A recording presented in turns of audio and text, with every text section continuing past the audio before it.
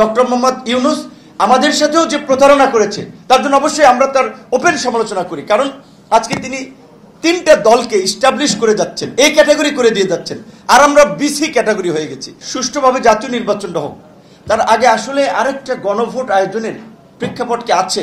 তাহলে এটা নিয়ে যদি আমরা রাস্তায় নেমে যাই, রাস্তায় আন্দোলন সংগ্রাম শুরু করি, এই মুহূর্তে আসলে 2টো ভোটের বাস্তবতা নাই। একটা ভোট সুষ্ঠুভাবে করা যায় কিনা সেটা নিয়ে যথেষ্ট সন্দেহ আছে।